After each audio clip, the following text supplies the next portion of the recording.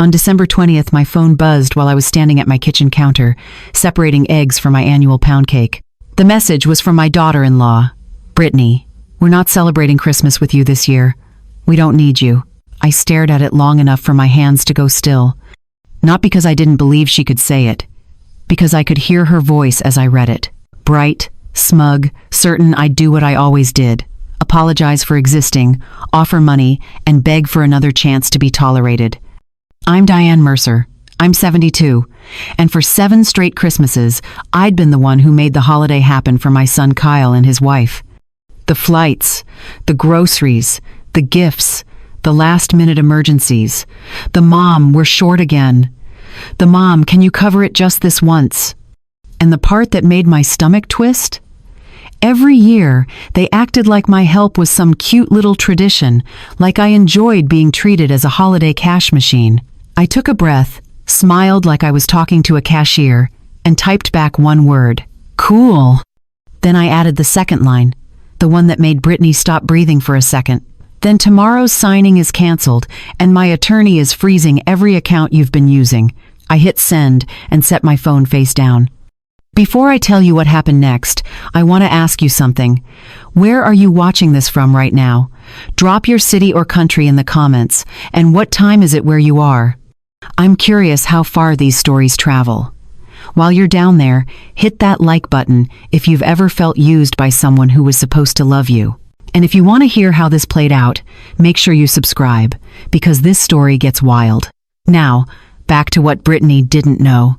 She didn't know what I'd already set in motion, and she definitely didn't know what would happen 24 hours later. Let me explain what tomorrow's signing meant. My husband, Frank, passed away 6 years ago.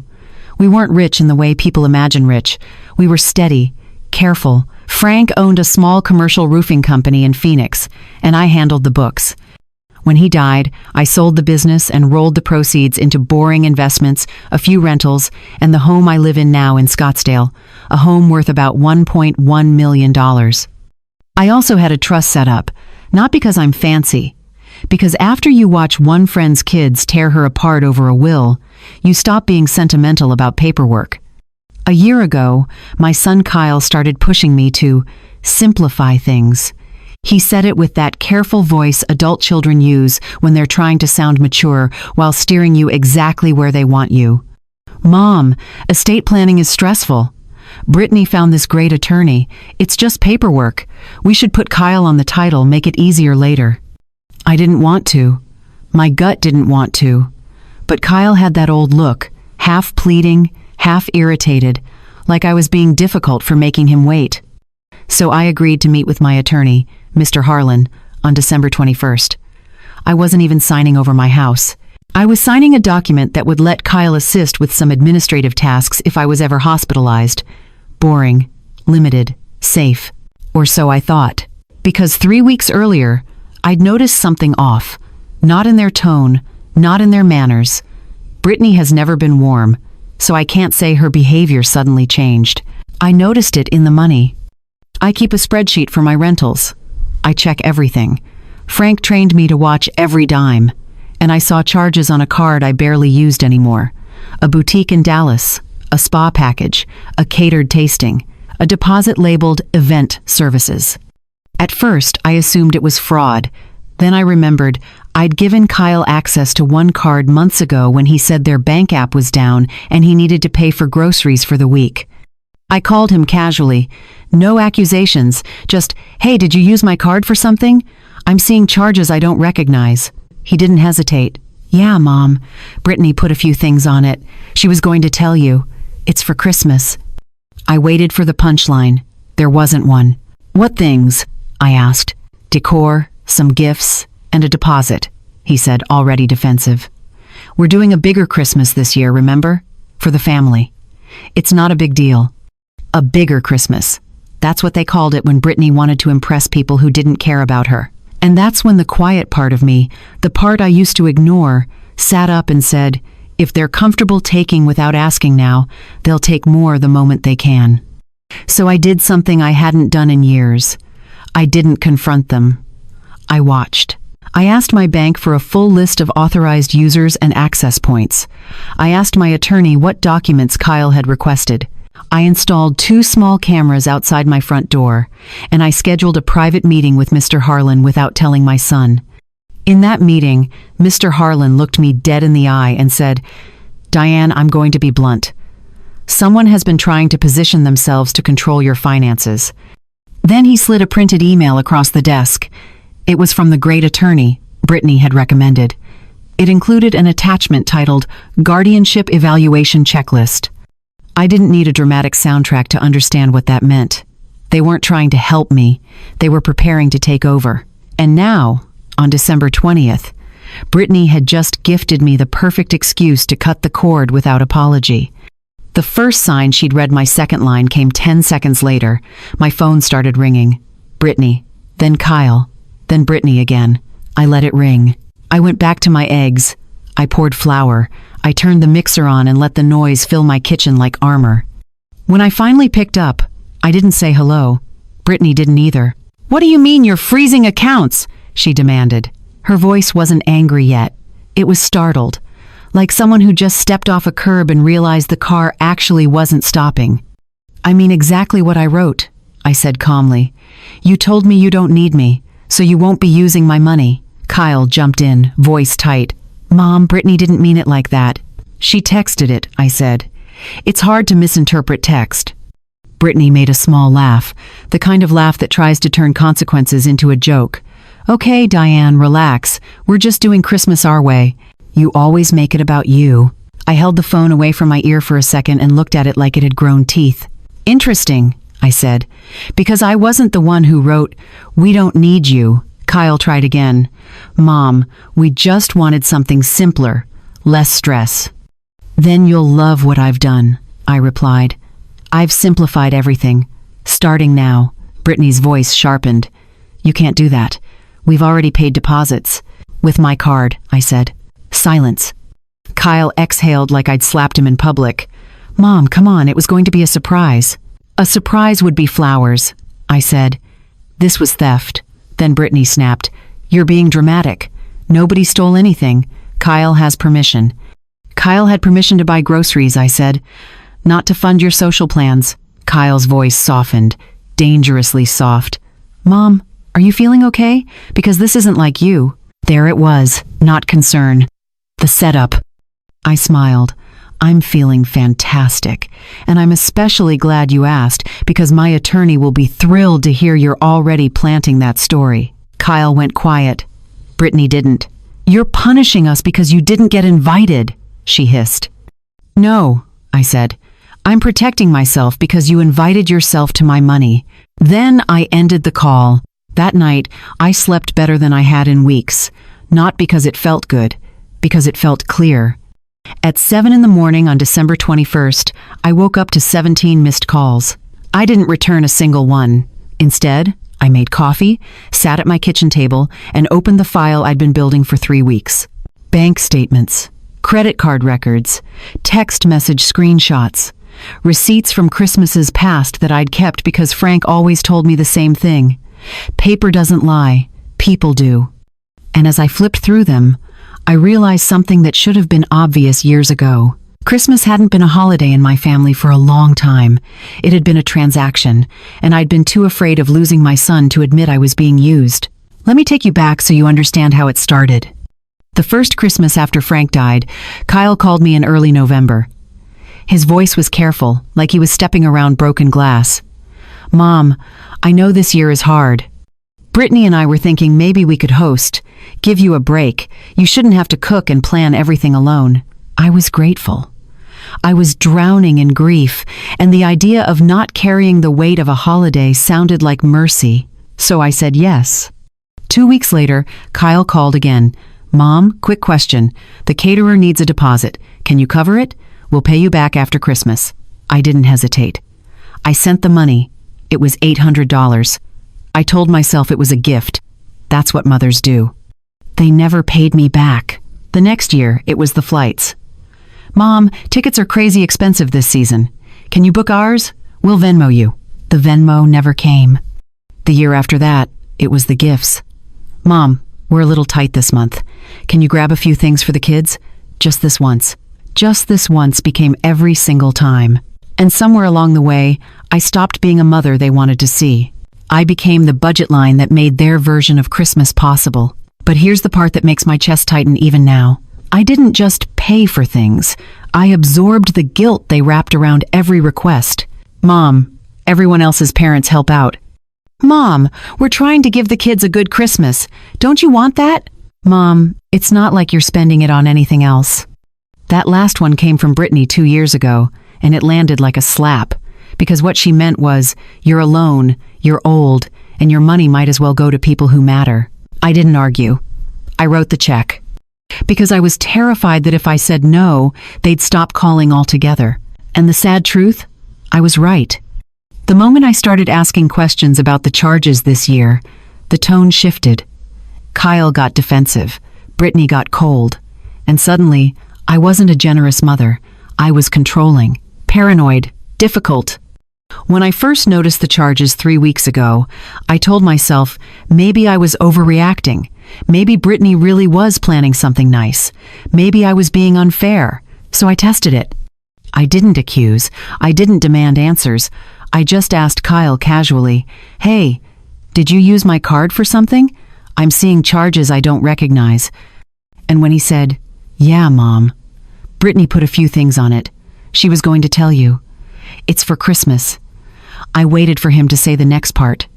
The part that mattered. "We'll pay you back." He never said it. Instead, he said, "It's not a big deal." Not a big deal. As if I hadn't spent 7 years funding their version of family while being excluded from the actual moments. As if I hadn't been the one writing checks while they posted pictures of their perfect holiday, with me cropped out of the frame. I stayed quiet on that call. I didn't push. I just said, "Okay, thanks for letting me know." But inside, something shifted. Because I realized that if I confronted them directly, they'd do what they always did. They'd apologize just enough to make me feel guilty for being upset. They'd promise to do better. And then, 6 months later, it would happen again. So instead of arguing, I decided to do something I should have done years ago. I decided to verify everything. I went to my bank and requested a full breakdown of every account Kyle had access to. I asked for timestamps, amounts, and locations of every charge. I didn't tell Kyle I was doing it. I didn't tell anyone. I also pulled up old bank statements going back 3 years. I wanted to see the pattern in black and white, and when I laid them out on my dining room table, the picture was clear. Every November, the charges started. Small at first. A dinner here, a purchase there. Then, as December approached, they grew. Deposits, event services, boutique purchases, spa packages. And every January, the requests stopped. The calls became less frequent, the texts shorter. I wasn't their mother. I was their seasonal funding source. The hardest part wasn't the money.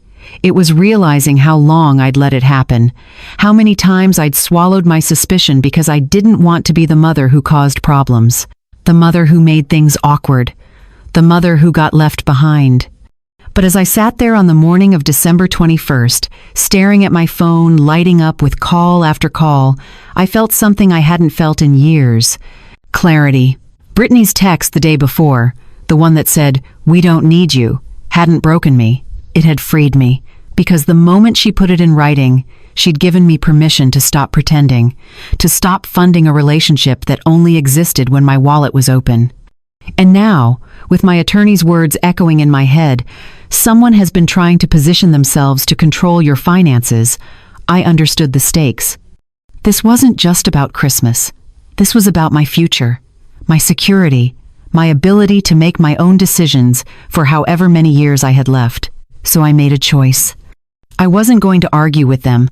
I wasn't going to explain myself. I wasn't going to beg them to see my side. I was going to protect what was mine. And I was going to do it quietly, carefully, and completely.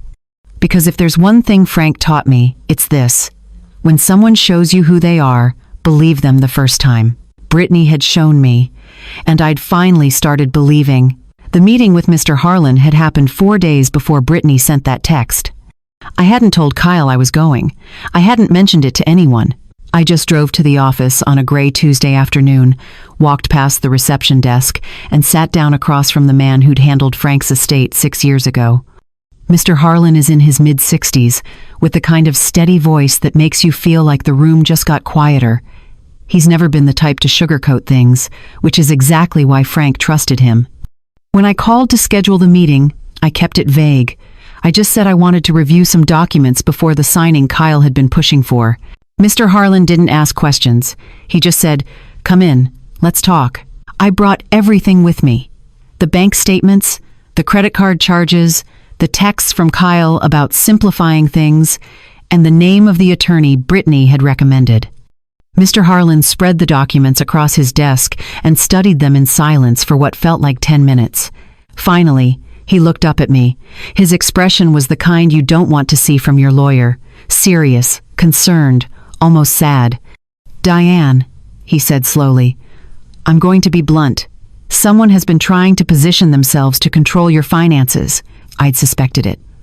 But hearing it out loud, in that quiet office, made my stomach drop. "How?" I asked. He tapped the paper in front of him. "This attorney Brittany recommended. I know him.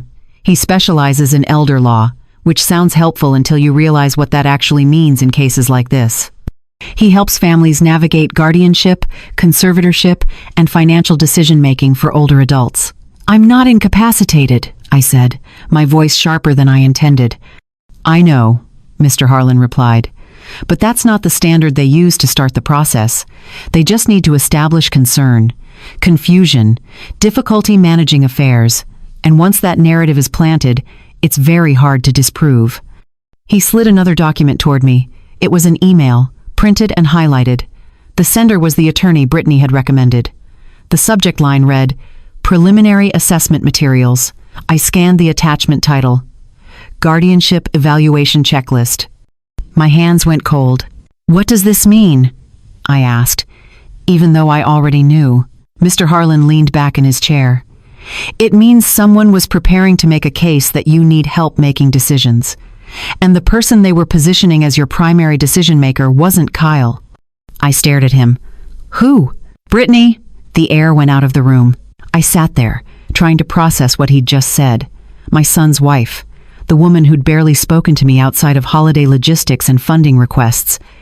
The woman who'd just texted me, "We don't need you," was trying to put herself in charge of my money, my property, my life. "How is that even possible?" I whispered. Mr. Harlan's jaw tightened. "The document Kyle wanted you to sign wasn't just about helping with administrative tasks if you were hospitalized. It included language that would give him limited power of attorney, and buried in the fine print was a clause allowing him to delegate authority to a spouse in the event he was unavailable." I felt my chest tighten. Kyle wouldn't agree to that. Mr. Harlan didn't argue with me. He just said, "Kyle might not have read it carefully, or he might have been told it was standard. But Diane, the result is the same. If you'd signed that document, Brittany would have access. And once someone has access, it's much harder to take it back than it is to prevent it in the first place." I thought about all the little moments over the past year. The way Brittany always steered the conversation when Kyle and I talked about my finances. The way she'd insisted on the new attorney. The way she'd started talking about me like I was fragile, forgetful, overwhelmed. It hadn't been concern. It had been set up. "What happens if I don't sign?" I asked. "Then nothing changes," Mr. Harlan said. "Your trust remains as it is. Your accounts remain under your control. And if Kyle or Brittany tries to escalate, we have documentation showing you were clear-headed, organized, and fully capable of managing your own affairs." I nodded slowly. "And if I'd already signed?" Mr. Harlan's silence said everything. I looked down at my hands. They were shaking, not from fear, from anger, because I'd raised Kyle to be better than this. I'd taught him to be honest, to work hard, to stand on his own. And somewhere along the way, he'd stopped being the man I'd raised and started being the man Brittany needed him to be. Passive, agreeable, willing to look the other way while she maneuvered behind the scenes. "What should I do?" I asked. Mr. Harlan folded his hands on the desk. "First, cancel the signing. Don't explain why. Just cancel. Second, remove Kyle's access to anything financial. Cards, accounts, all of it. Third, document everything. Every text, every call, every request. And fourth, if they escalate, don't engage. Call me. They're going to be furious, I said.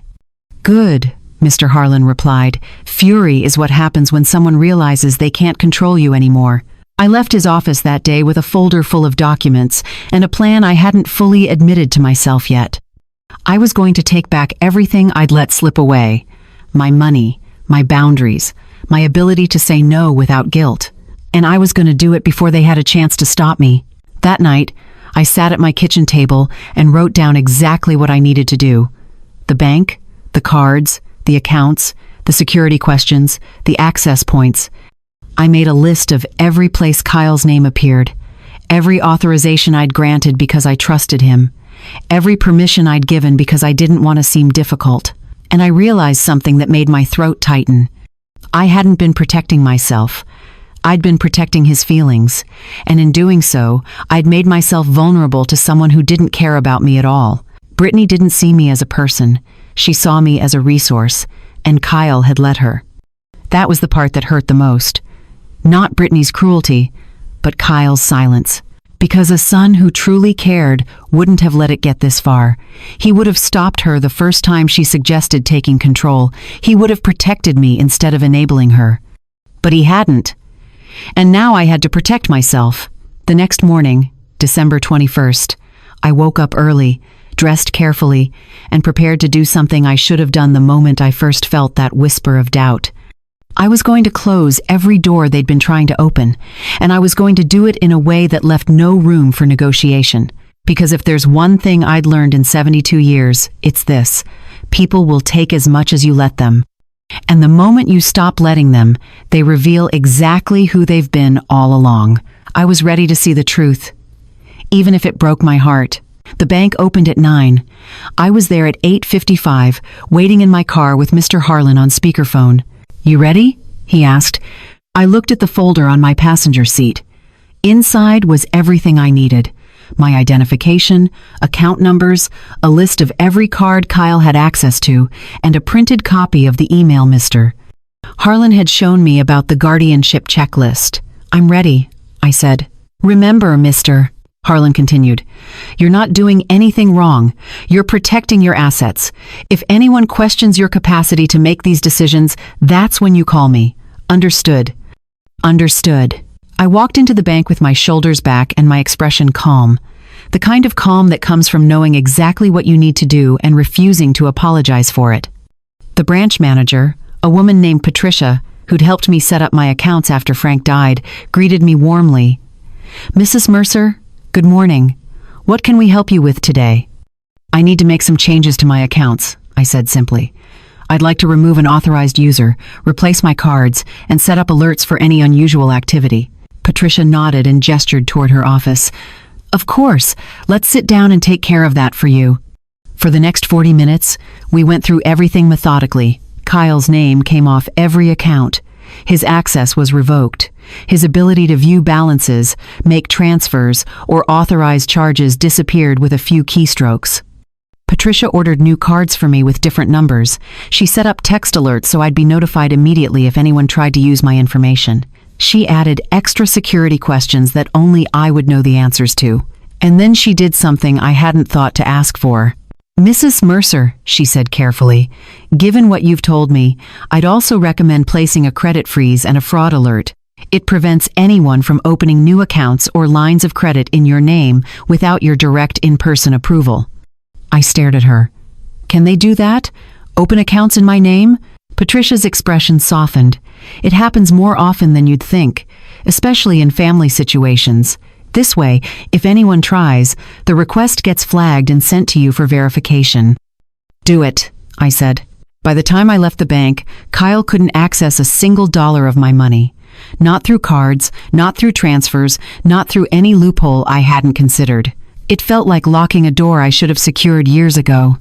My next stop was the hardware store. I picked up extra batteries for my doorbell cameras and a small fireproof safe for my important documents. Then I drove home, checked the camera angles, and made sure every entry point to my house was covered. I wasn't being paranoid. I was being prepared. At 11:30, my phone rang. Kyle. I let it ring 3 times before I answered. Hello, Mom. His voice was tight, controlled. What did you do? I protected myself, I said calmly. The bank just called me, he said. They said my access was removed. Why would you do that without talking to me first? I almost laughed. Kyle, when did you talk to me before you spent $4,000 on my card? Silence. That's different, he said finally. You gave me access. I gave you access for groceries, I replied. Not for boutique shopping and event deposits. And certainly not to fund a Christmas I'm apparently not invited to. His tone shifted. Softer now. The voice he used when he wanted something. Mom, come on, don't be like this. Brittany was just upset. She didn't mean what she said. She texted it, I said. In writing. And you didn't correct her. You didn't defend me. You just let her say I wasn't needed. She was emotional, Kyle tried. The holidays are stressful. Then she should be relieved, I said. Because now she doesn't have to stress about my involvement. Or my money. Mom, please, we can talk about this. We are talking about it, I said. And I'm telling you the same thing Brittany told me. You don't need me. So you won't be using me. I ended the call before he could respond. 10 minutes later, my phone rang again. This time it was Brittany. I answered on the second ring. Yes? What the hell did you do? Her voice wasn't soft. It wasn't careful. It was the voice she'd been hiding behind fake smiles for 7 years. I took your advice, I said. You told me you don't need me, so I made sure you couldn't use me. You can't just cut us off, she snapped. We have bills, we have commitments. That sounds like a you problem, I replied. Brittany's voice went cold. You're going to regret this. Probably not, I said. But we'll see. You're making a huge mistake, she hissed. Kyle is your only son. You're going to lose him over this. I took a slow breath. Brittany, if the only way to keep my son is to let you steal from me, then I've already lost him. You just made it obvious. She started to say something else, but I hung up. My hands were steady. My heartbeat was calm. And for the first time in years, I didn't feel guilty for setting a boundary. I spent the rest of the afternoon organizing my documents. I made copies of everything.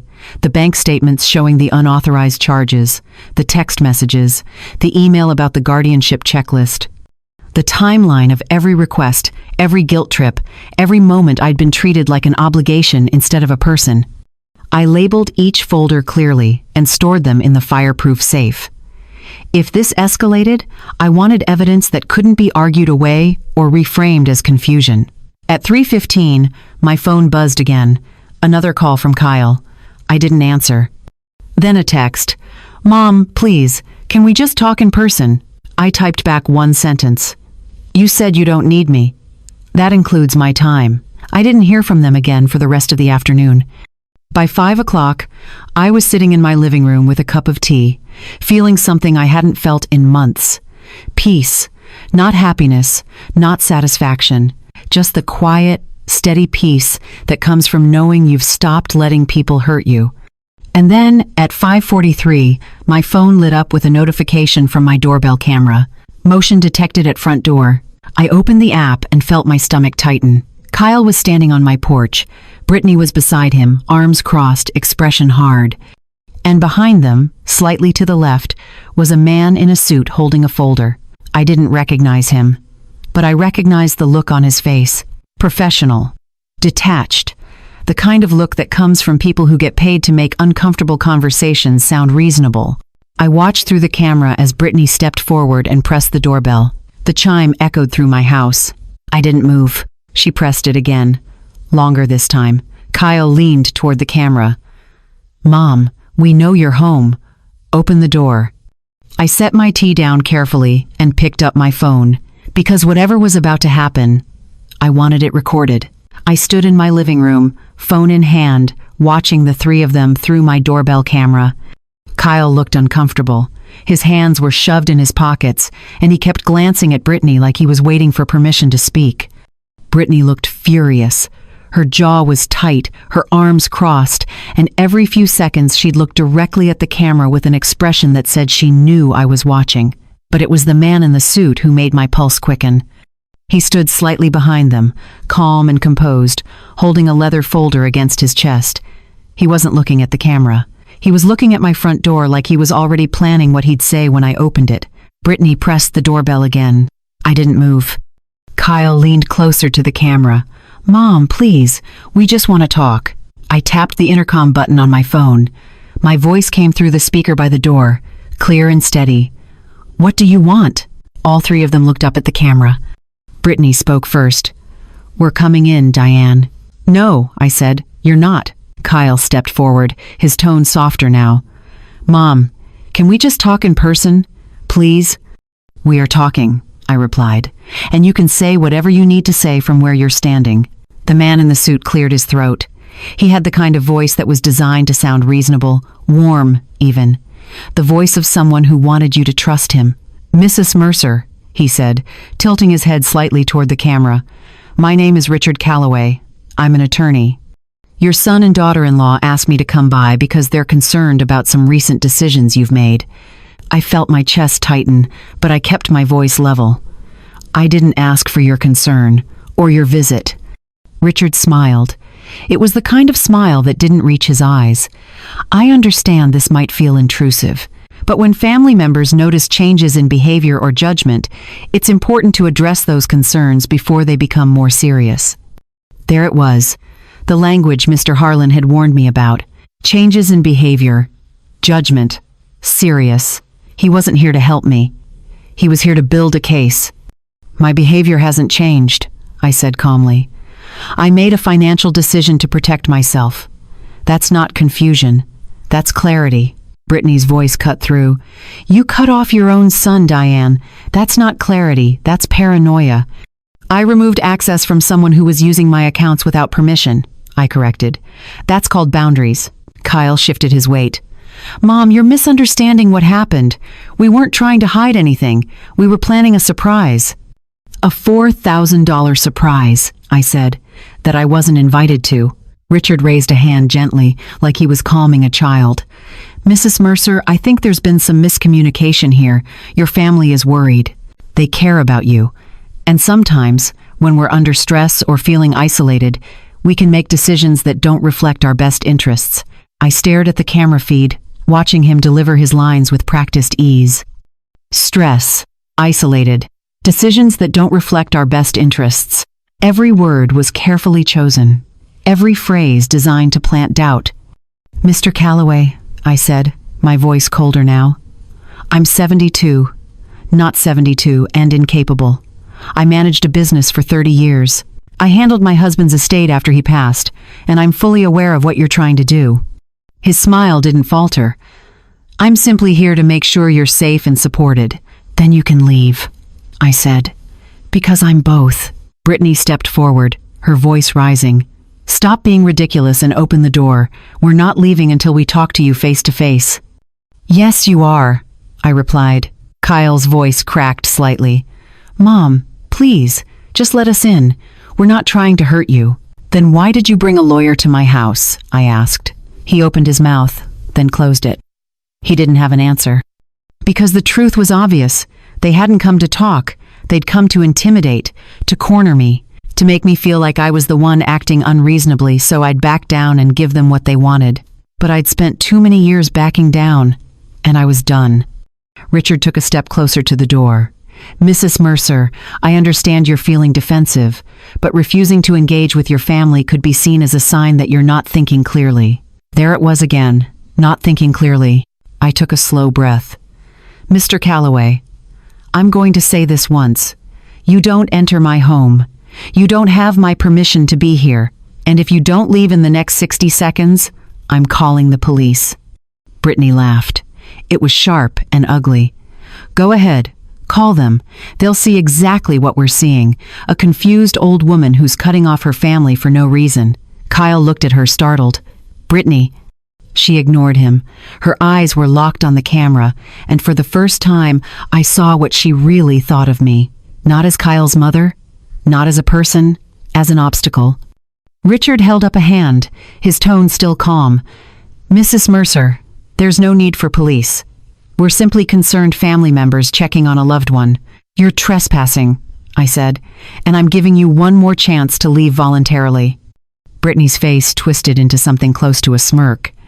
"You really think calling the cops is going to make you look good? A woman your age, locked in her house, refusing to talk to her own son?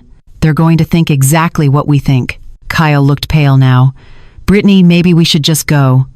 "No," she snapped. "She doesn't get to shut us out and act like we're the problem." I tapped the screen on my phone and pulled up the emergency dial. "I'm calling now," I said. Brittany's smirk widened. "Good. Let them see what you're really like." And that's when I realized something that made my hands go cold. She wasn't afraid of the police. She wanted them to come, because she thought they'd take her side. She thought they'd see a frail old woman acting erratically and a concerned family trying to help. She thought this was another move in whatever plan she'd been building. She thought I'd fold the moment authority showed up. But what Brittany didn't know, what she couldn't have known, was that I'd been preparing for this exact moment since the day I met with Mr. Harlan. I had documentation. I had evidence. And I had a lawyer who'd told me exactly what to say. So I pressed the call button, kept my eyes on the camera, and waited for the dispatcher to pick up. Kyle looked at Brittany, his face tight with worry. "This is bad. This is really bad." Brittany didn't look worried at all. She looked triumphant. And that was the moment I knew this wasn't going to end with a conversation. It was going to end with a choice. Theirs or mine. And I'd already made mine. The dispatcher's voice was calm and professional. 911. "What's your emergency?" "This is Diane Mercer. I'm at 4782 East Saguaro Lane in Scottsdale. There are 3 people on my front porch refusing to leave my property. I've asked them to go multiple times, and they're refusing. Are you in immediate danger, ma'am?" "I'm inside my home. They're outside. But one of them is an attorney, and they're using language that feels threatening. I'd like an officer to come and help them understand they need to leave." "Are any of these people family members?" I hesitated, then answered truthfully. "One is my son. One is my daughter-in-law. The third is a lawyer they brought, without my knowledge or consent." There was a pause. "Officers are on the way, ma'am. Stay inside and keep your doors locked." "Thank you." I hung up and kept watching the camera feed. Brittany was still staring at the lens, arms crossed. Kyle had moved back a step, his face pale. Richard was speaking quietly to them, though I couldn't hear what he was saying. 12 minutes later, a patrol car pulled up to the curb. 2 officers stepped out. One was older, probably in his 50s, with the kind of steady presence that comes from years of handling situations exactly like this. The other was younger, a woman with her hair pulled back tight, her expression neutral but attentive. They approached the porch, and I watched through the camera as Brittany's entire demeanor shifted. The hard edge disappeared. Her arms uncrossed, her face softened into something that looked like worry. She was performing. The older officer spoke first. "Good evening. We got a call about a disturbance. Can someone tell me what's going on here?" Brittany stepped forward immediately, her voice trembling just enough to sound genuine. "Officer, thank goodness you're here. We're so worried about her." She pointed at my front door like I was some dangerous presence lurking inside. "This is my mother-in-law," Brittany continued, her tone dripping with concern. "She's been acting really strange lately, erratic." She cut off all contact with us, froze our access to accounts we've been helping her manage, and now she's locked herself inside and won't even talk to us. Kyle nodded, his voice quieter. "We're just trying to make sure she's okay. We brought an attorney because we're concerned about her ability to make sound decisions right now." Richard, the lawyer, stepped forward with a calm, measured tone. "Officers, I'm Richard Calloway. I specialize in elder law. The family contacted me because they've noticed some troubling changes: paranoia, isolation, financial decisions that don't make sense. We're here to check on Mrs. Mercer's well-being." The older officer looked at the door, then back at them. "Has Mrs. Mercer expressed that she wants you to leave?" Brittany's eyes flickered. "Just for a second. She's not thinking clearly. That's the whole point." "That's not what I asked," the officer said. Before anyone could answer, I pressed the intercom button. "Officers, this is Diane Mercer. I'm the homeowner. I'm inside, and I'm safe. I did not invite these people to my property. I've asked them to leave multiple times, and they've refused." The older officer stepped closer to the door. "Mrs. Mercer, can you come to the door so we can speak with you in person?" "Yes," I said. "Give me one moment." I grabbed my phone, made sure the recording was still running, and walked to the front door. I unlocked it but kept the security chain in place. Then I opened it just enough to see the officers clearly. The older officer looked at me, his eyes scanning my face. Not with suspicion. With assessment. I met his gaze directly. "Good evening, officers. Thank you for coming." "Mrs. Mercer," he said, "your family says they're concerned about you. They mentioned some recent behavior that's worrying them." I nodded. "I understand that's what they told you, but I'd like to show you something." I held up my phone and pulled up the text message from Brittany, the one from December 20th. "This is a message my daughter-in-law sent me yesterday," I said, turning the screen toward him. "It says, 'We're not celebrating Christmas with you this year. We don't need you.'" The officer leaned in slightly, reading the message. I continued, my voice calm and clear. "After I received that text, I made a financial decision. I removed their access to my bank accounts, which they had been using without my permission to make purchases I didn't authorize. I also canceled a meeting with my attorney where they were trying to get me to sign documents that would have given them control over my assets." I looked at Brittany, then back at the officer. "They didn't come here because they're worried about me. They came here because I stopped letting them use my money." Brittany's voice rose, the careful tone slipping. "That's not true. We were helping you. You asked us to." "I asked Kyle to buy groceries," I said. "I didn't ask you to spend $4,000 on event deposits and boutique shopping." The younger officer spoke up, her tone measured. "Mrs. Mercer, do you feel safe right now?" "I feel safe inside my home," I replied. "I do not feel safe with them on my property, which is why I called." The older officer turned to Brittany, Kyle, and Richard.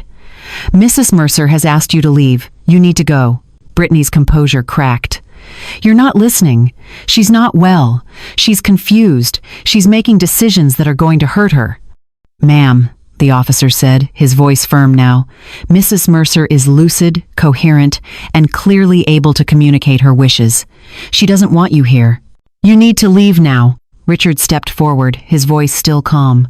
"Officer, with all due respect, we have legitimate concerns about Mrs. Mercer's capacity to make informed decisions."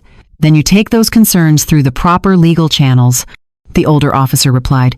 "But you don't do it by showing up uninvited and refusing to leave when asked. That's trespassing." Kyle's face went pale. He looked at Brittany, then at the officers. "We didn't mean for it to go like this." "Then you should have left when she asked," the younger officer said. Brittany's jaw tightened. For a moment, she looked like she wanted to argue further. But the older officer's expression made it clear the conversation was over. "You need to leave now," he repeated. "If you come back without Mrs. Mercer's permission, you'll be arrested." Brittany's eyes flashed with something ugly. She turned toward the camera one last time, her voice tight. "This isn't over, Diane." "Yes, it is," I said quietly.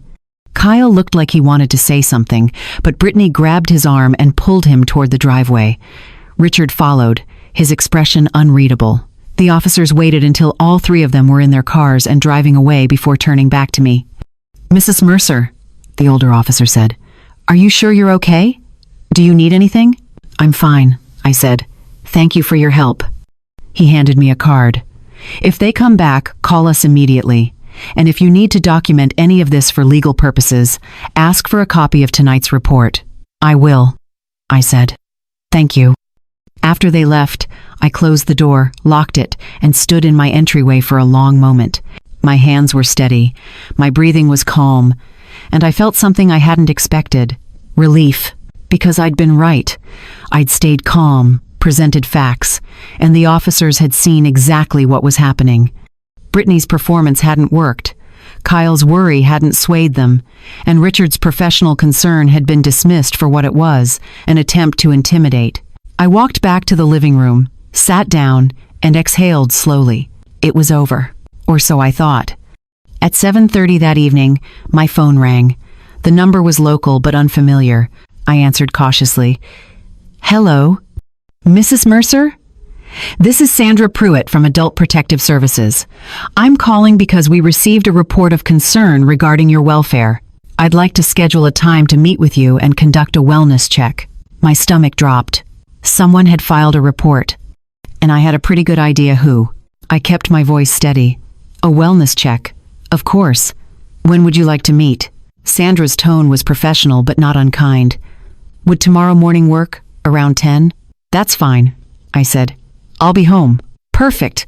I'll see you then, Mrs. Mercer. After she hung up, I sat on my couch and stared at my phone. They'd done it.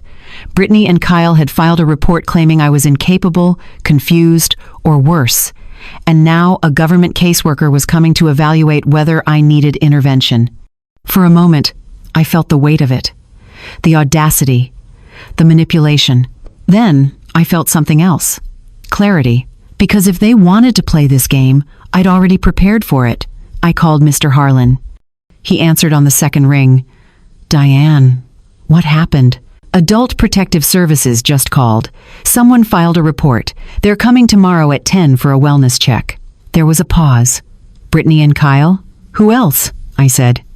Mr. Harlan's voice was calm. Okay, here's what you do. Welcome the caseworker. Answer every question honestly and completely. Show them your home. Show them your documents. Show them you're organized, coherent, and fully capable. And most importantly, tell them the truth about what's been happening. What if they don't believe me? I asked.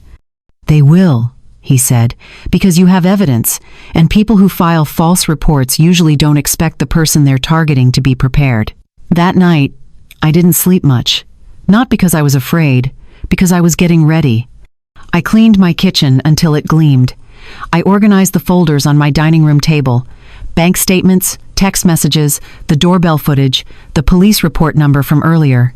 I laid out my medications in their labeled containers to show I was managing them correctly. I made a fresh pot of coffee and set out 2 cups. By 9:45 the next morning, I was dressed neatly, my hair brushed, my house spotless. When the doorbell rang at exactly 10, I opened the door with a calm smile. Sandra Pruitt was in her early 40s, with kind eyes and a clipboard. She wore a lanyard with her credentials and carried a leather bag over her shoulder. Mrs. Mercer? She said. Yes, please come in. She stepped inside, her eyes scanning the entryway, the living room, the organized space. I could see her taking mental notes. Thank you for meeting with me, Sandra said. I know this might feel uncomfortable, but I want you to know I'm here to make sure you're safe and supported. I appreciate that, I said. Would you like to sit down? I made coffee. She smiled. That would be nice. We sat at my dining room table. I poured her a cup and set it in front of her. She took a sip, then set down her clipboard. Mrs. Mercer, I received a report of concern regarding your welfare. The person who filed it expressed worry about recent changes in your behavior and your ability to manage your affairs. Can you tell me a bit about what's been going on? I nodded. I can, and I have documentation to support everything I'm going to tell you. Sandra's eyebrows lifted slightly. Go ahead. I started from the beginning. I told her about Frank's death 6 years ago, about managing the business, the estate, the careful planning, about Kyle and Brittany's increasing financial requests, about the charges I'd discovered on my card without authorization. Then I showed her the text message, the one from December 20th. Sandra read it, her expression neutral. And what did you do after receiving this? I responded calmly, I said. I told them that if they didn't need me, they wouldn't be using my money. Then I contacted my bank and my attorney to protect my assets. I slid the bank statements across the table, the highlighted charges clear and undeniable. Sandra studied them carefully. These charges were made without your permission? Kyle had access to one card for emergencies. He used it to spend $4,000 on event planning and personal purchases without asking me. When I questioned it, he said it was for Christmas. A Christmas I wasn't invited to. Sandra's pen moved across her notepad. I continued. Yesterday, they showed up at my house with an attorney. They refused to leave when I asked. I had to call the police. I pulled up the doorbell footage on my phone and played it for her. Sandra watched in silence as Brittany demanded entry, as Richard used language about confusion and judgment, as I calmly asked them to leave. When the video ended, Sandra sat back in her chair. Mrs. Mercer? She said slowly, the report I received described you as paranoid, isolated, and making irrational financial decisions. What I'm seeing here is something very different. What are you seeing? I asked. Someone trying to protect themselves from financial exploitation, she said. I felt my chest tighten with relief. Sandra leaned forward. Can I ask you a few standard questions, just to complete my assessment? Of course. She asked me about my daily routine, my medications, my ability to manage my finances, my social connections, my physical health. I answered every question clearly, referencing my calendar, my medication organizer, my bank app, my weekly lunch group with friends from my widow's support circle. Sandra made notes, nodding occasionally. Finally, she set down her pen. Mrs. Mercer, I want to be very clear with you. Based on what I've seen today, you are fully capable of managing your own affairs. Your home is well maintained. You're organized, articulate, and coherent. And the documentation you've provided indicates that the concerns raised in the report were not accurate. I exhaled slowly. So what happens now? I'm going to close this case as unfounded, Sandra said. But I'm also going to note in my report that there are indicators of attempted financial exploitation and intimidation. If you feel unsafe, or if they escalate, you have options. She pulled a brochure from her bag and handed it to me. This has information about protective orders, legal resources, and financial abuse hotlines. You've already involved your attorney, which is good. But if anything else happens, document it and call us. Thank you, I said quietly. Sandra's expression softened. Mrs. Mercer, I see this more often than you'd think. Adult children who believe they're entitled to their parents' assets.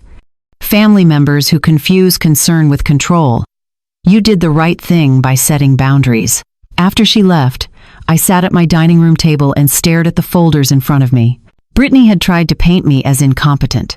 She'd filed a report hoping a caseworker would show up, see a confused old woman, and recommend intervention. Instead, the caseworker had seen exactly what was happening, and now there was an official record that I was being targeted, not failing. I called Mr. Harlan and told him everything. Perfect, he said. Keep that report number. If we need to file for a restraining order, this strengthens your case significantly. Do you think they'll try again? I asked. Probably not, he said, because now they know you're prepared, and people like Brittany don't like fair fights. That evening, I made myself dinner, poured a glass of wine, and sat by the window watching the sun set over the desert. My phone buzzed at 8:15.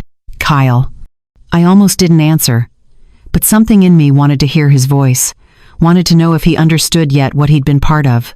Hello, I said. His voice was tight, strained. Mom, we need to talk. About what? I asked. There was a long pause. Then, quietly, almost desperately, he said, We're in trouble. I didn't say anything. The caseworker, Kyle continued, his words coming faster now. She didn't see what Brittany thought she'd see, and now there's a report that says we were trying to exploit you. I took a sip of wine. Were you? No, he said quickly. I don't know. Mom, Brittany said it was just precautions. She said we were protecting you. From what? I asked. He didn't answer. Kyle, I said softly, you brought a lawyer to my house. You filed a false report with a government agency. You let your wife text me that I wasn't needed, then showed up demanding access to my home and my money. What did you think was going to happen? His voice cracked. I thought you'd understand. I thought you'd see we were trying to help. Help yourselves, I corrected. Silence. Mom, please, he whispered. We have bills. We have deposits due. We're going to lose everything. And there it was. The real reason for the call. Not apology. Not accountability. Panic. Because the money had stopped, and now the consequences were coming due. I set my wine glass down and looked out at the darkening sky. Kyle, I said quietly, what bills, what deposits? He didn't answer right away. I could hear him breathing on the other end, the kind of breathing that comes when you're trying to decide how much truth to tell.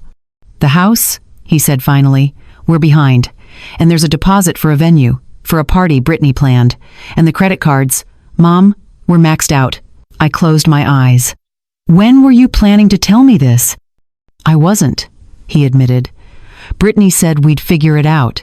She said once the signing happened, we'd have access to enough to cover everything and get back on track. Once the signing happened. The signing that would have given them control. The signing that was supposed to happen on December 21st. The signing I'd canceled the moment Brittany sent that text. So you weren't trying to help me, I said. You were trying to help yourselves to my money. It's not like that, Kyle said, but his voice had no strength behind it. Then what is it like? I asked. Because from where I'm standing, it looks like you and Brittany spent money you didn't have, counting on me to bail you out. And when I said no, you tried to force me. He was quiet for a long moment. When he spoke again, his voice was small. We thought you'd understand. You always help. I helped when you needed groceries, I said. I helped when you had an emergency. But Kyle, $4,000 in unauthorized charges isn't an emergency. It's theft. And planning to take control of my finances through legal documents isn't help. It's exploitation. Mom, please, he said, and I could hear the desperation now. We just need enough to get through this. Just enough to cover what's due. Then we'll figure out the rest. I felt a familiar pull in my chest, the pull I'd felt 100 times before, the instinct to smooth things over, to write the check, to make the problem go away so my son wouldn't suffer. But then I remembered something. Kyle wasn't suffering because I said no. He was suffering because he'd made choices that depended on my inability to say no. Kyle, I said, my voice steady. Adults solve problems without stealing. Silence. I didn't steal, he said weakly. You took money without asking. You brought a lawyer to my door to intimidate me. You filed a false report to make me look incompetent. What do you call that? He didn't answer. Here's what's going to happen, I continued. You and Brittany are going to figure out your bills on your own. You're going to talk to the bank about your house. You're going to cancel whatever party you can't afford. And you're going to stop expecting me to fund a life you're pretending to live. Mom, we can't just cancel, Kyle said, his voice rising. We'll lose the deposit. We'll lose everything. Then you'll learn a very expensive lesson, I replied. But it won't be my lesson to pay for. Kyle's breathing quickened. You're really going to let us lose our house? Over this? I'm not letting you lose anything, I said. You made choices. Now you live with them. You don't understand, he said, and now there was anger creeping into his voice. You have plenty. You don't need all that money. You're just sitting on it while we're drowning. And there it was. The real belief underneath everything. That because I had money, it was somehow theirs. That because I didn't need it the way they did, I owed it to them. Kyle, I said softly. My money isn't your safety net. It's my security. And I'm not going to give that up because you and Brittany can't manage a budget. Mom, please, he whispered. I'm begging you. I felt my throat tighten, but I didn't let my voice waver. The answer is no. He hung up without another word. I sat there in the silence, my phone still in my hand, and felt the weight of what I'd just done. I'd said no, firmly, finally, without apology, and it hurt. Not because I regretted it, but because it meant acknowledging that my son had become someone I didn't recognize, someone who saw me as a resource, not a person. The next morning, I called Mr. Harlan. I need to take the next step, I said. What happened? He asked. I told him about Kyle's call, about the bills, the deposits, the admission that they'd been counting on my money all along. Mr. Harlan was quiet for a moment. Then he said, Diane, I think it's time to file for formal protection, a restraining order and documentation that clearly establishes boundaries. Will that make things worse? I asked. It'll make things clear, he said. Right now, they think if they push hard enough, you'll give in. A court order removes that hope. Do it, I said.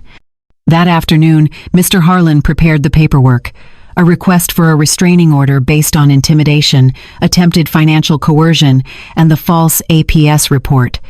He included the text message, the doorbell footage, the police report, and the caseworker's findings. This should be straightforward, he said. You have clear evidence, and the fact that they escalated to a wellness check after being told to leave shows a pattern. When will the hearing be? I asked. Probably within the week, he said. I'll push for expedited scheduling given the circumstances. I spent the rest of the day trying to keep my mind occupied. I went to the grocery store, I returned emails, I watered my plants. But underneath everything was a low hum of anxiety. Not about the hearing, about what came after. Because I knew Brittany.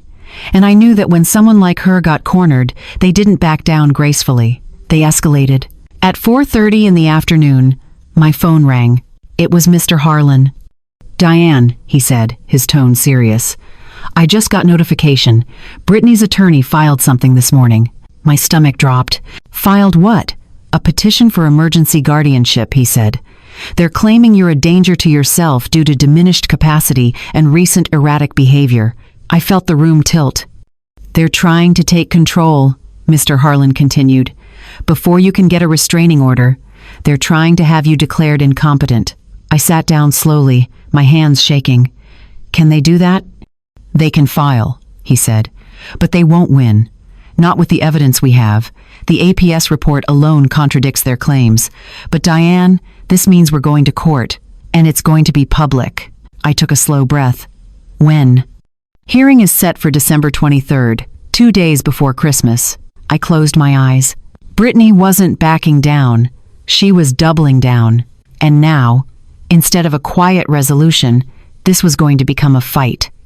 A fight where my capacity, my judgment, and my entire life would be scrutinized in a courtroom. "What do I need to do?" I asked. "Be ready to tell the truth," Mr. Harlan said, "and trust that the truth is enough." I hung up and sat in my quiet living room, staring at the wall. In 2 days, I'd be standing in front of a judge, defending my right to control my own life. And my son and his wife would be sitting across from me, trying to take it away. Before I could stop myself, I thought about Frank, about what he would say if he were here.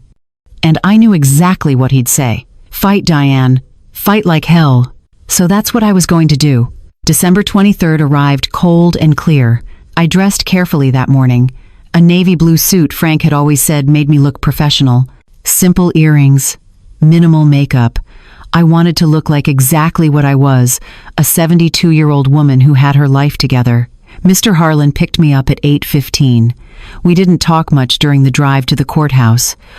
He'd already briefed me twice on what to expect, what questions might come, how to stay calm no matter what Brittany or her attorney said. "Remember," he told me as we parked, "this isn't about winning an argument. It's about presenting facts. Let the evidence speak." I nodded, gripping my folder of documents. The courtroom was smaller than I'd imagined. Wood paneling, fluorescent lights, rows of benches that reminded me of church pews. The judge's bench sat elevated at the front, empty for now. We took our seats on the left side. Moments later, the door opened and Brittany walked in with Richard Calloway, the attorney from my porch. She was dressed like she was going to a funeral. Black dress, understated jewelry, her face arranged in an expression of deep concern. She didn't look at me as she sat down on the opposite side of the courtroom.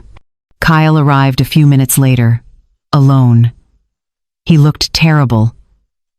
His suit was wrinkled, his face was drawn. He slid into the bench behind Brittany but didn't sit next to her. That told me something. At exactly 9 o'clock, the bailiff called the room to order. "All rise." The Honorable Judge Patricia Brennan presiding. Judge Brennan was in her early 60s, with sharp eyes and an expression that suggested she'd heard every story twice. She settled into her chair, opened a file, and looked at both sides of the courtroom. "This is an emergency hearing regarding a petition for guardianship filed by Brittany Mercer on behalf of Diane Mercer. I've reviewed the petition and the opposition. Mr. Stamm, Calloway, you filed the petition. Proceed." Richard stood, his voice smooth and practiced. "Thank you, Your Honor. My client, Brittany Mercer, is deeply concerned about her mother-in-law, Diane Mercer. Over the past several weeks, Mrs. Mercer has exhibited troubling behavior. She's isolated herself from family. She's made sudden, irrational financial decisions. She's refused help from loved ones who only want to ensure her safety and well-being." Judge Brennan looked at him. "What specific behavior are you referring to?" She abruptly cut off her son's access to accounts he'd been helping her manage. She canceled an important legal meeting without explanation. And when family members attempted to check on her welfare, she called the police and refused to speak with them. The judge made a note. Anything else? Yes, Your Honor. Mrs. Mercer has become increasingly paranoid, accusing family members of theft when they were simply assisting with household expenses, as they've done for years. Judge Brennan turned to Mr. Harlan. And your response? Mr. Harlan stood, his tone measured. Your Honor, Mrs. Mercer is not incapacitated. She is protecting herself from financial exploitation. We have extensive documentation to support this, including unauthorized charges, attempts to gain legal control over her assets, and a fraudulent report filed with Adult Protective Services. The judge nodded slowly. Let's start with Mrs. Mercer. Mrs. Mercer, please approach. I stood and walked to the witness stand. The bailiff asked me to state my name, and I did so clearly. Judge Brennan looked at me directly. Mrs. Mercer, can you tell me in your own words what's been happening? I took a breath. Your Honor, on December 20th, my daughter-in-law sent me a text message. It said, "We're not celebrating Christmas with you this year. We don't need you." After I received that message, I made a decision to remove her and my son's access to my financial accounts because they'd been using my credit card without permission. What kind of charges? The judge asked. Over $4,000, boutique purchases, spa packages, event deposits. I'd given my son access to one card for emergencies, but they used it for personal expenses without asking me. Judge Brennan's pen moved across her notepad. And the legal meeting you canceled? I was scheduled to sign a document that would have given my son limited power of attorney, but my attorney discovered that the paperwork included language allowing my son to delegate that authority to his wife. I canceled the meeting because I realized I was being positioned to lose control of my own assets. The judge looked at Brittany. Mrs. Mercer, the younger. You sent that text message on December 20th? Brittany stood, her voice soft. Yes, Your Honor, but it wasn't meant the way Diane is describing it. We were just trying to have a quieter Christmas. She's been so controlling about the holidays, and we needed space. Judge Brennan's expression didn't change. You told a 72-year-old widow that you don't need her, and you expected that to be received as a request for space? Brittany hesitated. It came out wrong. I was emotional. Were you emotional when you filed a report with Adult Protective Services claiming she was incapacitated? The judge asked. Brittany's face tightened. We were concerned. She was acting irrationally. According to the APS caseworker's report, Judge Brennan said, flipping through her file, Mrs. Mercer was found to be fully capable, organized, and coherent. The caseworker noted indicators of attempted financial exploitation and intimidation. Does that sound irrational to you? Brittany opened her mouth, then closed it. Richard jumped in. Your Honor, the family was simply trying to protect Mrs. Mercer from making decisions that could harm her financially. By taking control of her finances? The judge asked. By ensuring she had support, Richard said smoothly. Judge Brennan turned back to me. Mrs. Mercer, do you have the text message? Yes, Your Honor. I handed my phone to the bailiff, who passed it to the judge. She read it in silence. Then she looked at Brittany. Mrs. Mercer, did you write this? Yes, Brittany said quietly. And what did you mean by, we don't need you? Brittany's voice wavered. I meant we didn't need her to host Christmas. That's not what you wrote, the judge said. You wrote, we don't need you. Not, we don't need you to host. Just, we don't need you. The courtroom was silent. Judge Brennan set the phone down. Mr. Harlan, you mentioned additional evidence? Mr. Harlan stood. Yes, Your Honor. Doorbell camera footage showing the family arriving with an attorney and refusing to leave when asked. A police report documenting the incident, bank records showing unauthorized charges, and the APS report clearing Mrs. Mercer of any concerns. He handed everything to the bailiff. Judge Brennan reviewed each document carefully. When she looked up, her expression was firm. I'm denying the petition for guardianship, she said. Mrs. Mercer has clearly demonstrated capacity. The evidence suggests the concerns raised were not about her well-being, but about access to her assets. Brittany's face went pale. Kyle looked at the floor. The judge continued. Furthermore, I'm granting Mrs. Mercer's request for a protective order. Mrs. Brittany Mercer and Mr. Kyle Mercer are prohibited from contacting Mrs. Diane Mercer, or coming within 500 feet of her residence for a period of 6 months. She paused, her tone sharpening. And I'm referring this matter to the appropriate office for review. The financial pattern documented here suggests possible elder exploitation, and that warrants further investigation. Brittany's eyes went wide. Richard leaned over, whispering urgently. Judge Brennan looked at me. Mrs. Mercer, if you experience any further contact or harassment, you call the police immediately. Understood? Yes, Your Honor, I said. This hearing is adjourned. The gavel came down. I stood slowly, my legs shaking. Mr. Harlan put a hand on my shoulder. You did it! Across the courtroom, Brittany was speaking rapidly to Richard, her face twisted with anger. Kyle sat frozen, staring at nothing. As I walked toward the exit, Kyle looked up. Our eyes met for just a moment. He looked devastated, but I couldn't carry that for him anymore. I walked out of the courtroom into the cold December air and felt something I hadn't felt in years. Free. Mr. Harlan drove me home from the courthouse in silence. Not because there was nothing to say, but because sometimes silence is the only thing that fits.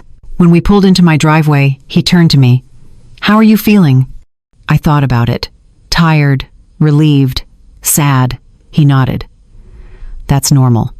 You just fought for your right to exist on your own terms. That takes something out of you. It does. I agreed. What are you doing for Christmas? He asked. I looked at my house, quiet and still in the afternoon light. I don't know yet. He smiled gently. Figure it out. You deserve a good one. After he left, I sat in my living room and stared at the small tree in the corner. I'd put it up weeks ago, back when I still thought I'd be spending Christmas with Kyle and Brittany. Back when I still believed we were a family. Now it just looked sad.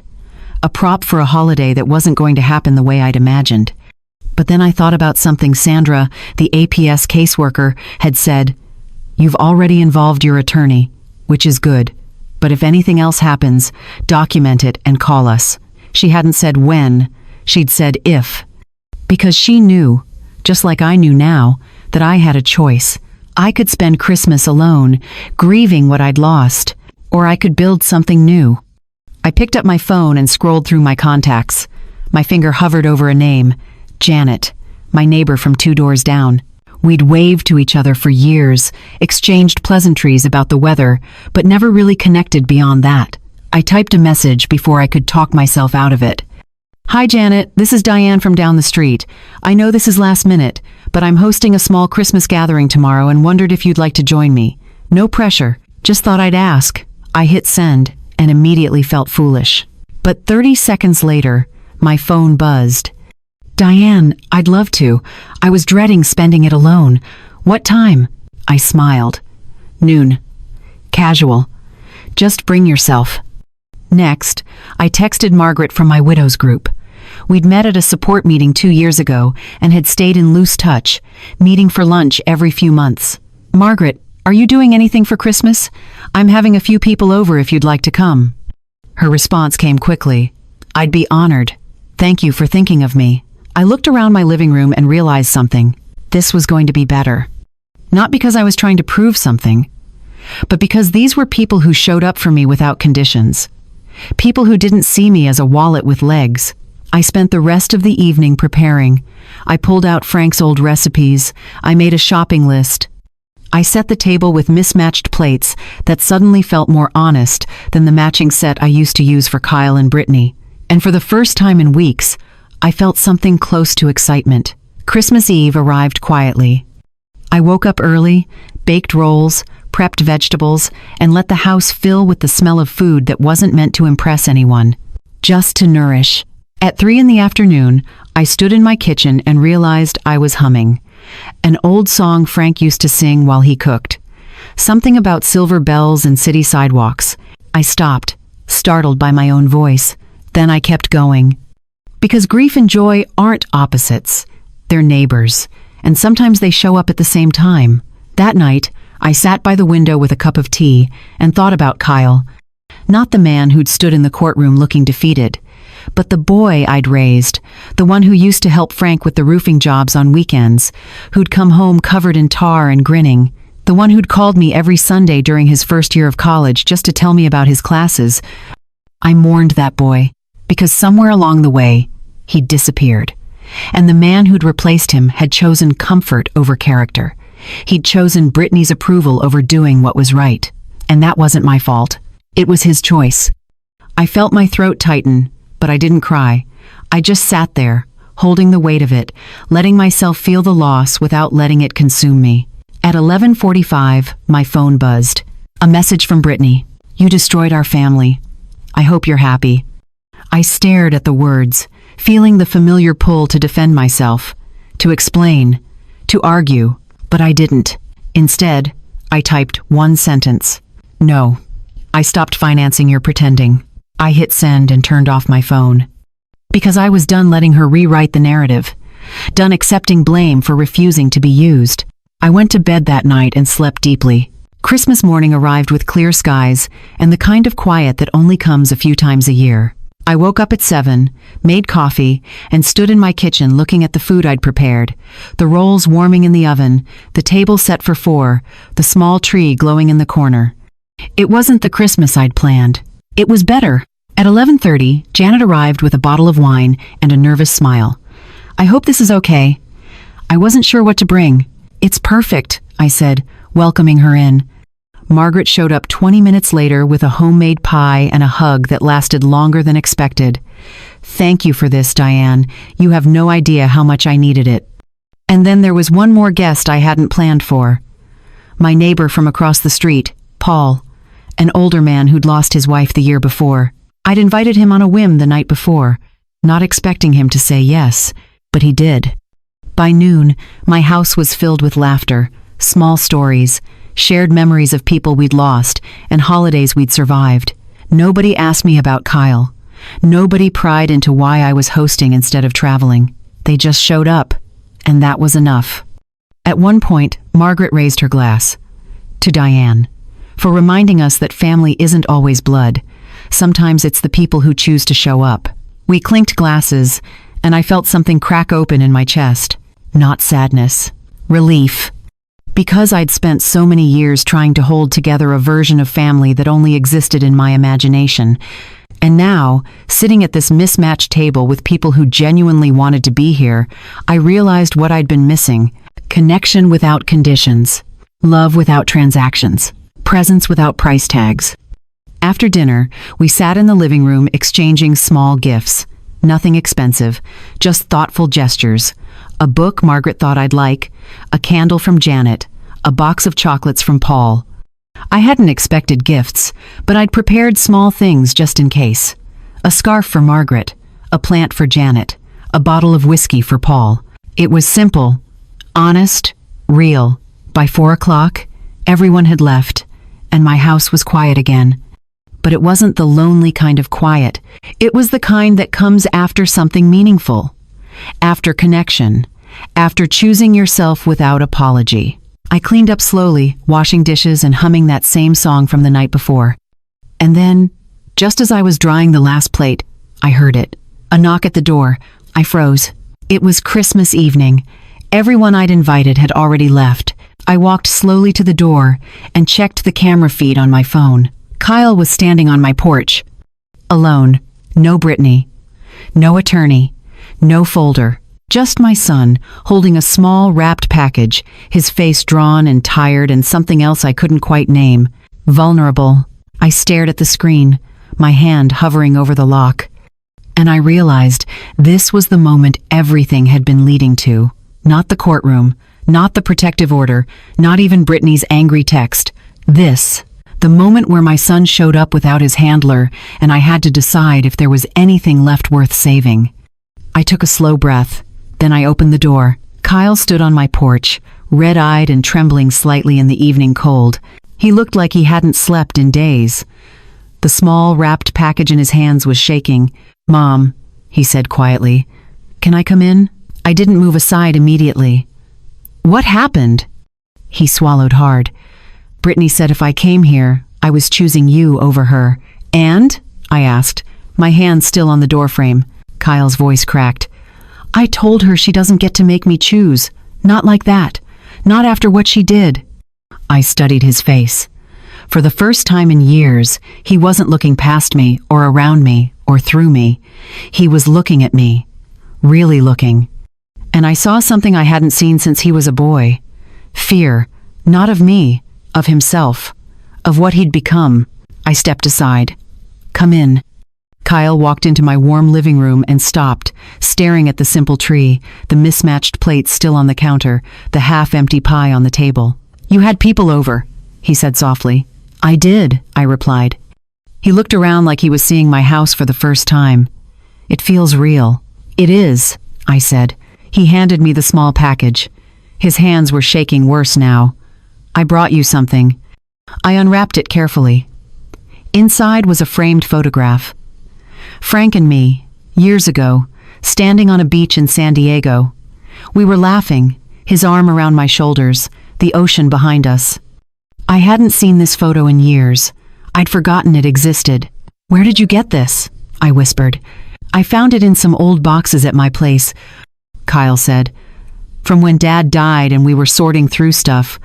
I kept it because it reminded me of who you were, who we were, before everything got so complicated."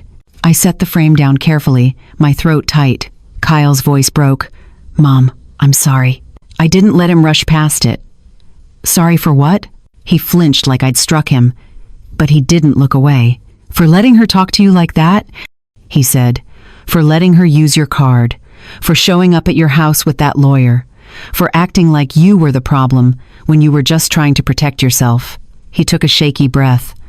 "For treating you like you'd always be there no matter what we did." That was the one that landed. I felt my chest tighten, but I kept my face calm. "Keep going." Kyle's eyes filled. "For not standing up for you. For letting Brittany file that APS report. For not stopping her when she wanted to file for guardianship. For letting it get so bad that you had to go to court to protect yourself from your own son." His voice dropped to a whisper. "And for making you feel like you weren't needed when the truth is, you were holding everything together and I was too weak to admit it." I nodded slowly. "Do you know why her text didn't break me?" Kyle looked up, waiting. "Because the moment she said we don't need you, she told the truth." I said. "Not about me, about her. She doesn't need a mother-in-law, she needs access, and you let her believe those were the same thing." Kyle's face crumpled. "I know." We stood there in silence for a long moment. "What happens now?" I asked. Kyle wiped his eyes. "Brittany's furious. She said I betrayed her by coming here. She said if I don't leave right now and go home, she's done." "And what did you say?" I asked. "I said I needed to do this," Kyle replied. "I needed to look you in the eye and tell you I was wrong. And if she can't understand that, then maybe we have bigger problems than I've been willing to admit." I searched his face. "Do you love her?" He hesitated. "I don't know anymore. I thought I did. But I think I've been so busy trying to keep her happy that I forgot what love is supposed to feel like."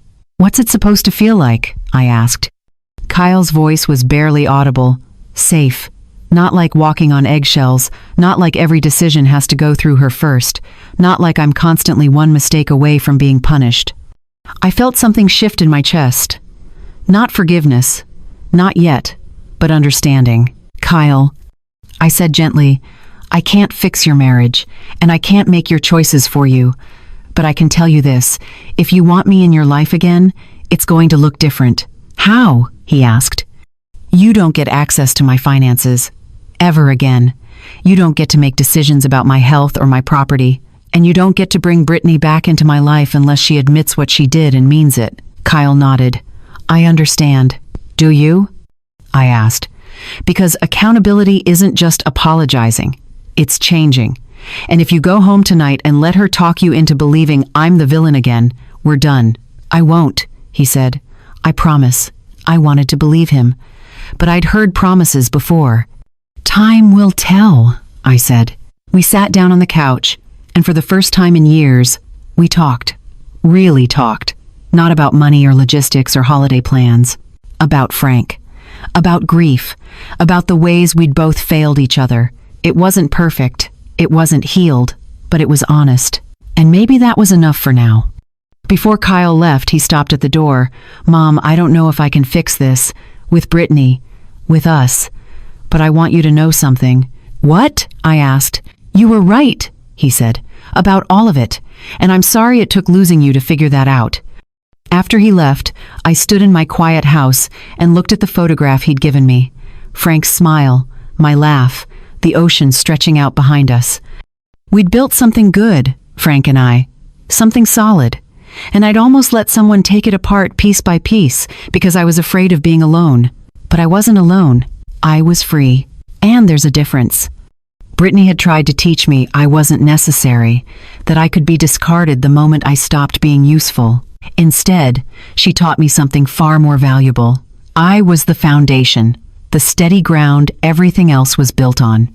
And the moment I stepped away, everything she'd constructed on my patience, my money, my silence came crashing down under its own weight.